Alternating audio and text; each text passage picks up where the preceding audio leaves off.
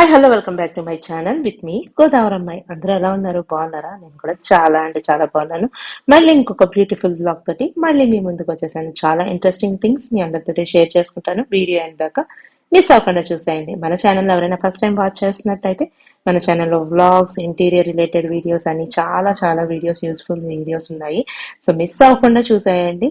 And ఇంకా మన channel ఎవరైనా సబ్స్క్రైబ్ చేసుకోకపోతే సబ్స్క్రైబ్ కూడా చేసేసి. ఇంకా ఈ రోజు ఈ వ్లాగ్ ని నా పూజ దగ్గర నుంచి స్టార్ట్ చేసేద్దాము. పూజలో నాకు మందార పువ్వులు దేవుడికి పెట్టడం అంటే చాలా ఇష్టం. అందులోనూ కలర్ఫుల్ మందార పువ్వులు ఉంటే ఇంకా ఇష్టం అనమాట. ఇక అస్సలు ఆలస్యం చేయకుండా ఈ రోజు వీడియోలో స్టార్టింగ్ లోనే ఒక అన్బాక్సింగ్ చేసి మీ అందరికి చూపించేద్దాం అనుకుంటున్నాను.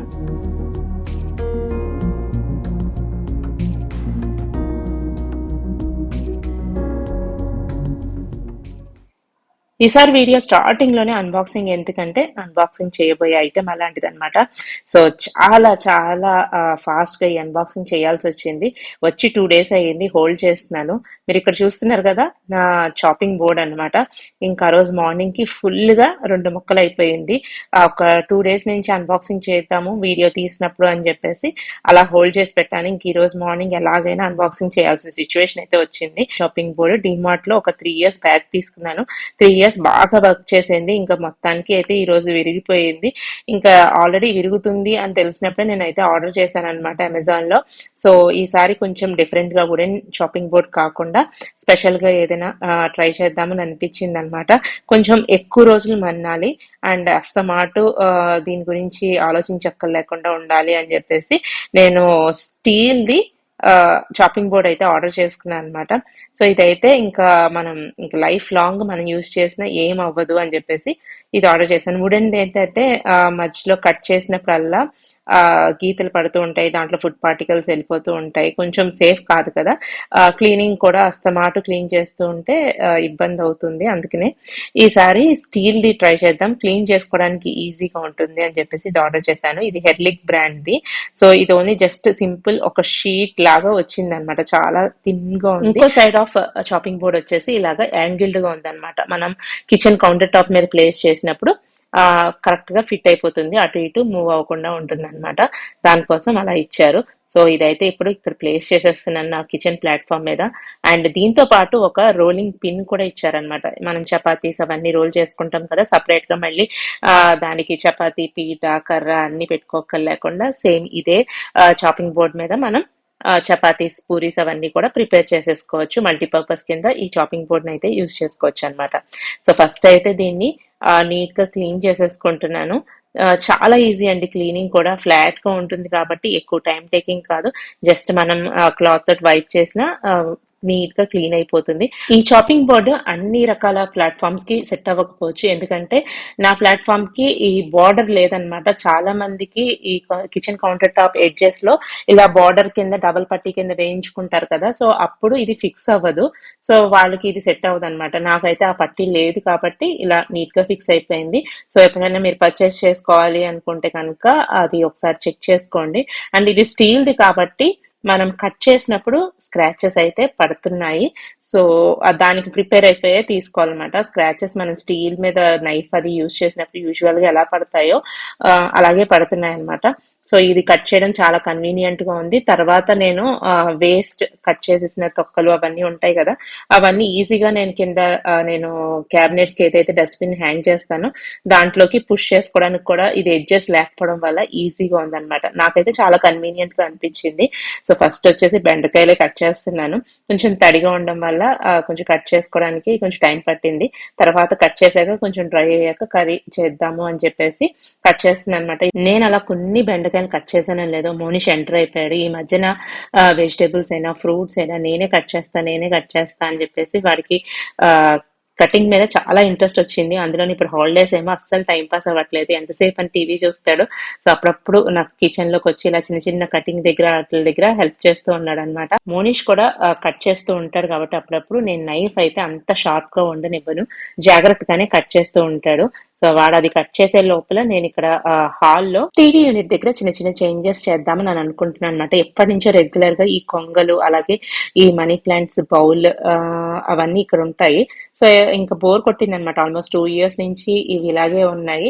అండ్ ఇప్పుడు అయితే కొంచెం కలర్ కూడా ఫేడ్ అవుతున్నట్టు అనిపించింది, అంత అట్రాక్టివ్ గా ఉన్నట్టు అనిపించలేదు.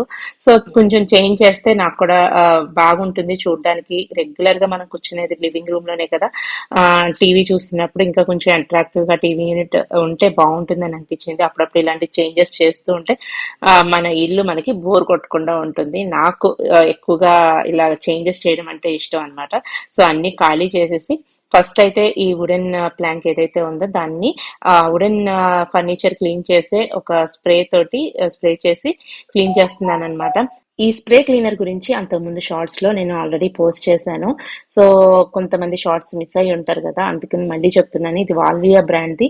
మన ఇంట్లో ఉన్న వుడెన్ డోర్స్, ఫర్నిచర్స్, అలాగే చైర్స్ ఇవన్నీ ఉంటాయి కదా, సో అవి మనం నార్మల్ రెగ్యులర్ గా మిస్టర్ మజిల్ కానీ కోలిన్ కానీ వీటితో స్ప్రే చేసి క్లీన్ చేస్తే దానికి ఉన్న షైనింగ్ పోతుంది. సో ఆ షైనింగ్ మెయింటైన్ చేస్తూ మనం వుడెన్ ఫర్నిచర్ ని క్లీన్ చేసుకోవాలంటే ఇది చాలా మంచి ఆప్షన్ అనమాట. క్లీన్ చేసాక ఆ షైన్ డిఫరెన్స్ మనకే తెలిసిపోతుంది. ఇంకా ఇక్కడ డెకరేట్ చేసేద్దాం. ఫస్ట్ వచ్చేసి నా దగ్గర ఉన్న బుద్ధుడిని ఇక్కడ ప్లేస్ చేశాను అనమాట. నెక్స్ట్ నేను లాస్ట్ వీకెండ్ నర్సరీకి వెళ్ళాను. అక్కడ నాకు ఈ సిరమిక్ పార్ట్స్ బాగా నచ్చినాయి అనమాట. కొంచెం డిఫరెంట్ గా అనిపించింది రెగ్యులర్ గా మనం యూజ్ చేసే సిరమిక్ పాట్స్ కన్నా. ఇవి వచ్చేసి కింద బేస్ ప్లేట్ లాగా కనిపిస్తున్నాయి కదా, అవి డిటాచబుల్ కాదండి, జస్ట్ ప్లేట్ లాగా లుక్ కోసం అలా ఉన్నాయి అంతే. సో ఇది దీనికి డ్రైనేజ్ హోల్స్ కూడా ఏం లేవు. నేను పెట్టేది ఇప్పుడు వుడెన్ ప్లాట్ఫామ్ మీద కాబట్టి డ్రైనేజ్ హోల్స్ ఉన్నాయనుకోండి కింద ఆ వుడెన్ అంతా కూడా పాడైపోతుంది. సో అందుకే నేను ఇదే ప్రిఫర్ చేశాను అనమాట. నా దగ్గర ఆల్రెడీ ఈ మనీ ప్లాంట్స్ ఉన్నవే ఉన్నాయన్నమాట. వేరే పాట్స్ లో ఉన్నవి అవి రీపాట్ చేశాను దీంట్లోకి. సో చూడ్డానికి అయితే ఫైనల్ గా ఇలా వచ్చింది.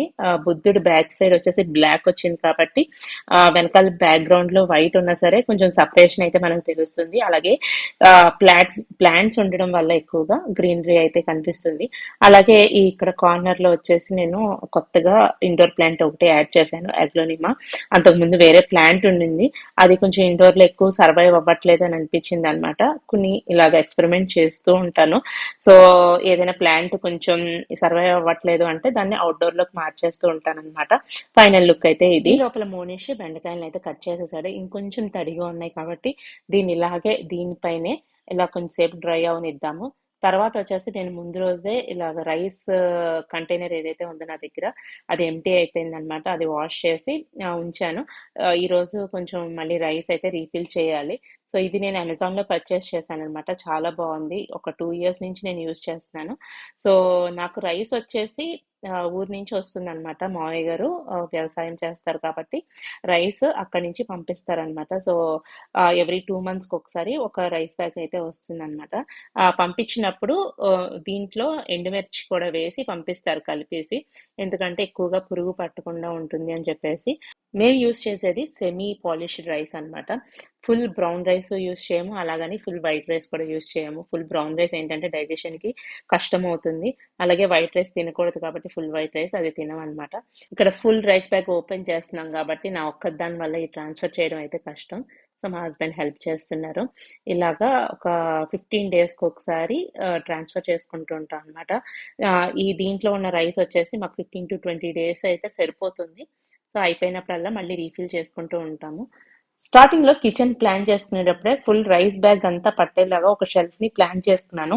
తర్వాత ఏమైందంటే దానికి మధ్యలో ప్లాంక్ పెట్టించేసాను అనమాట. చాలా ప్లేస్ వేస్ట్ అయిపోతుంది కదా, ఆ వర్టికల్ ప్లేస్ అన్నది ఎందుకు వేస్ట్ చేసుకోవడం అని చెప్పేసి ప్లాంక్ అయితే పెట్టించేసాను అనమాట. సో అందుకనే ఈ రైస్ బాక్స్ అయితే పర్చేస్ చేశాను. ఈ బాక్స్ చాలా బాగుంది, ప్లాస్టిక్ దైనా సరే ఫుడ్ గ్రేడ్ క్వాలిటీ అన్నమాట. మనకి మంచి ప్లాస్టిక్ వస్తుంది. సో దీనికి ఒక హ్యాండిల్ వచ్చింది అండ్ పైన లిడ్ వచ్చేసి మనం ఇలా క్లోజ్ అండ్ ఓపెన్ చేసుకోవచ్చు, ట్రాన్స్పరెంట్ గా ఉంటుంది. ఈ బాక్స్ తో పాటు మనకి మెజరింగ్ కప్ కూడా వచ్చింది. సో నేనైతే ఆ రోజు రైస్ ఎంత కావాలో అంత మెజర్ చేసేసుకుంటున్నాను. ఈ బాక్స్ కి స్పెషాలిటీ ఏంటంటే బ్యాక్ సైడ్ వీల్స్ కూడా వచ్చినాయి అనమాట. ఫ్రంట్ అండ్ బ్యాక్ మూవ్ చేసుకోవడానికి ఈజీగా ఉంటది. మనకి ఎలాంటి స్క్రాచెస్ ఫ్లోర్ మీద కానీ కబోర్డ్ లో కానీ పెట్టినప్పుడు కొంచెం హెవీగా ఉంటుంది కాబట్టి పుల్ చేసుకోవడానికి కష్టంగా ఉంటుంది వీల్స్ లేకపోతే. సో ఇక్కడ చూసారు కదా, నేను ఇక్కడ పెడతాను. యాక్చువల్గా ఈ ప్లేస్ అంతా అలా బస్తా పెట్టేద్దామని చెప్పేసి అనుకున్నా. అలా పెట్టడం వల్ల లోపల ఉన్న ప్లేస్ అంతా కూడా ఆ డమ్మీ అయిపోతుంది, ఇంకా నేను యాక్సెస్ చేసుకోలేనని చెప్పేసి ఈ బాక్స్ పర్చేస్ చేసుకోవడం వల్ల పైన అంతా కూడా నేను యూస్ చేసుకోగలను, అలాగే కింద కూడా యూస్ చేసుకోగలను. ఇంకా కుకింగ్ విషయానికి వస్తే ఆ రోజు పప్పు చేద్దాం అనుకుంటున్నాను. పప్పు అంటే చాలా స్పెషల్ పప్పు అండి మా ఇంట్లో, అందరికీ చాలా ఇష్టమైన పప్పు మాగే పప్పు.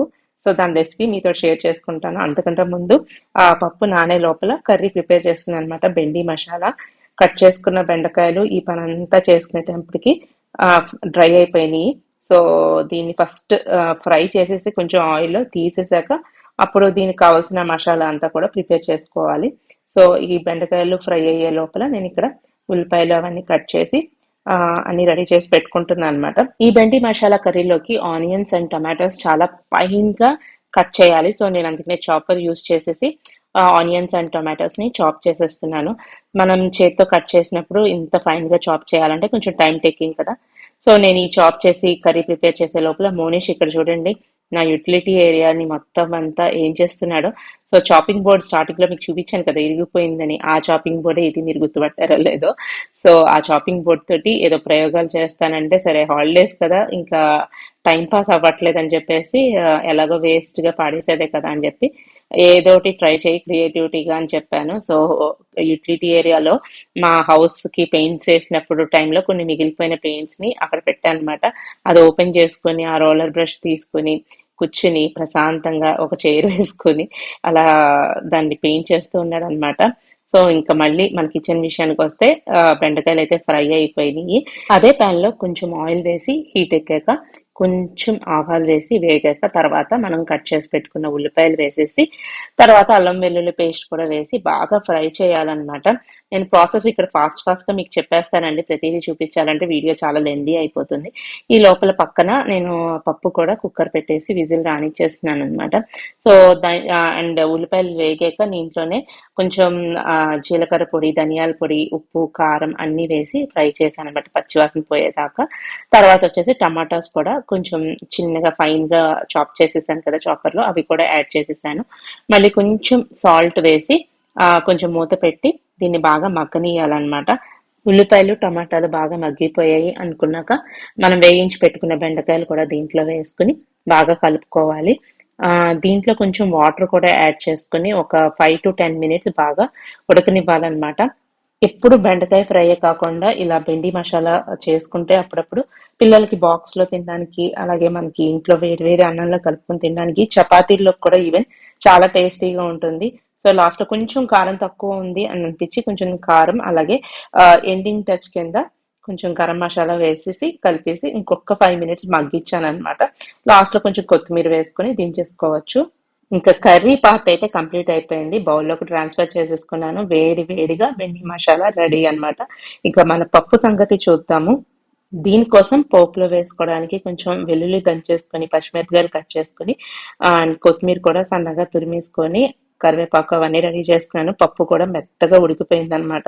దీంట్లో కొంచెం వాటర్ వేసుకుని మనం పప్పు ఏ కన్సిస్టెన్సీలో తింటామో ఆ కన్సిస్టెన్సీ వచ్చే వరకు వాటర్ అయితే యాడ్ చేసుకోవాలి. అమ్మ వాళ్ళ ఇంట్లో అయితే పప్పు కొంచెం పలుచగా తింటారు, అదే అత్తయ్య గారు వాళ్ళ ఇంట్లో అయితే పప్పు గట్టిగా తింటారు అనమాట. మేమైతే కొంచెం మిడ్ రేంజ్ లో తింటాము, అంత పలుచగాను తినము, అంత గట్టిగాను తినము. సో దీంట్లో ఏంటంటే నేను ఇక్కడ మాగ యాడ్ చేస్తున్నాను అనమాట. మెయిన్ ఇంగ్రీడియంట్ ఆఫ్ దిస్ పప్పు ఏంటంటే ఈ మాగయి. చాలా అంటే చాలా టేస్టీ ఉంటుంది, చాలా క్విక్ గా అయిపోతుంది. మనకి హెల్త్ బాగున్నప్పుడు, ఫీవర్స్ అవన్నీ వచ్చినప్పుడు ఏం తినాలనిపించదు, పప్పు మంచిదే అంటారు. అండ్ మాగాయి కూడా వేడి చేయదు అనమాట. సో అలాంటప్పుడు ఇది చాలా సూపర్ టేస్టీగా ఉంటుంది. అండ్ విడిగా ఎప్పుడైనా కూరలు అవి లేనప్పుడు కూడా మనం ఇది ప్రిపేర్ చేసుకోవచ్చు. ప్రత్యేకించి మాకు ఇంట్లో ఇష్టం కాబట్టి దీన్ని అప్పుడప్పుడు ప్రిపేర్ చేస్తూ ఉంటాను అనమాట. వైభవ్కి, మోనిష్కి ఇద్దరికి బాగా ఇష్టం. సో నార్మల్ గా పప్పులో మనం ఎలా అయితే పోపు పెట్టుకుంటామో అలాగే పోపు పెట్టుకోవాలి. నేను ఇక్కడ తయారు చేసిన పప్పు కోసం 2.5 tablespoons మాగా అయితే యూస్ చేశాను. సో మనకి కారం ఎంత కావాలి, పులుపు ఎంత కావాలి దాన్ని బట్టి కొంచెం అటు ఇటుగా అడ్జస్ట్ చేసి వేసుకుంటే సరిపోతుంది. ఈవెన్ మనకి కొంచెం మిక్స్ చేశాక టేస్ట్ చేస్తే తెలుస్తుంది కొంచెం సరిపోతుందా లేదా పులుపు అని చెప్పేసి. వెంటనే అయిపోతుంది, జస్ట్ మనం పోపు పెట్టే లోపల మాగే ఈ పప్పులో బాగా ఉడికిపోతుంది కాబట్టి ఆ పులుపు అదంతా కూడా పప్పుకి బాగా పట్టేస్తుంది. సో తర్వాత 5 minutes మరిగించాక దీంట్లో పోపు అంతా వేసేసి సరిపడా సాల్ట్ అయితే వేయాలి. మాగాయిలో ఆల్రెడీ ఉప్పు ఉంటుంది కాబట్టి మనం పప్పుకి సరిపడా ఉప్పే వేసుకుంటే సరిపోతుంది. ఫైనల్ గా కొత్తిమీరతో గార్నిష్ చేసేసుకుని, అలాగే ఆ నెయ్యి అన్నమాట దీనికి మెయిన్. ఈ పప్పులో నెయ్యి వేసుకుని తింటే ఉంటుందండి అసలు అమృతం అని చెప్పుకోవచ్చు. సో నేనైతే విడివిడిగా నెయ్యి వేయడం ఎందుకని చెప్పేసి పప్పులోనే ఇంకా పైన కొంచెం నెయ్యి అయితే వేసేసి మొత్తం మిక్స్ చేసేసాను అనమాట. ఆ ఫ్లేవర్ కి ఆకలి స్టార్ట్ అయిపోయింది అనమాట. మోనిష్ అయితే నా వెనకాలే తిరుగుతున్నాడు, ఎప్పుడు కంప్లీట్ అవుతుంది, ఎప్పుడు పెడతావు అని చెప్పేసి. ఇంకా హాలిడేస్ కాబట్టి వాళ్ళు ఖాళీగా ఇంట్లో ఉంటే వాళ్ళకి ప్రతిసారి ఆకలేస్తూనే ఉంటుంది. అందులోని స్మెల్స్ అన్ని వస్తూ ఉంటాయి కదా, ఇంకా ఆకలేస్తూ ఉంటుంది అనమాట. ఇంకా మోనిష్కి అయితే ఫస్ట్ పెట్టేసి ఇచ్చేస్తున్నాను కదండి. ఈ రోజు మా లంచ్ మెను బెండి మసాలా విత్ మాగే పప్పు. రెండు కూడా టేస్ట్ అదిరిపోయినాయి. సో మీరు కూడా ట్రై చేయండి. Daily vlogs every day share చేయలేకపోయినా వీక్లీ ట్వైస్ అయినా మీ అందరితోటి నా వ్లాగ్స్ షేర్ చేసుకోవడం నాకు చాలా బాగా అనిపిస్తుంది. అండ్ మీ బ్యూటిఫుల్ కామెంట్స్ చూసి నాకు కడుపు నిండిపోతుందండి. సో ఈ లంచ్ ఎంత టేస్టీగా ఉందో మీ కామెంట్స్ కూడా అంతే టేస్టీగా ఉన్నాయి. So waiting for your beautiful comments for this video also. So ఈ వీడియో మీకు కనుక నచ్చితే లైక్ చేయండి, అండ్ ఈ వీడియోలో ఏం నచ్చిందో కామెంట్ సెక్షన్ లో కామెంట్ చేసి చెప్పండి. అండ్ ఇంకా మన ఛానల్ ఎవరైనా ఫస్ట్ టైం వాచ్ చేసిన వాళ్ళు ఎవరైనా ఉంటే don't forget to like, share and subscribe to our channel with me Godavari Ammayi. ఇక మోనిష్ అయితే బాగా చెప్పేస్తున్నాడు. ఫైనల్ గా మీకు ఒకటి చూపిస్తాను చూడండి. మోనిష్ అంత పీకి పాకం పట్టి వాడు చేసింది ఇదన్నమాట.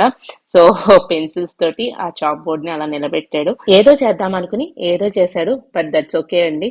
హాలిడేస్ లో ఏదో ఒక యాక్టివిటీ వాళ్ళని ఎంగేజ్ చేయడానికి టీవీ కాకుండా గుడ్ ఆప్షనే కదా. See you all in the next video. Bye.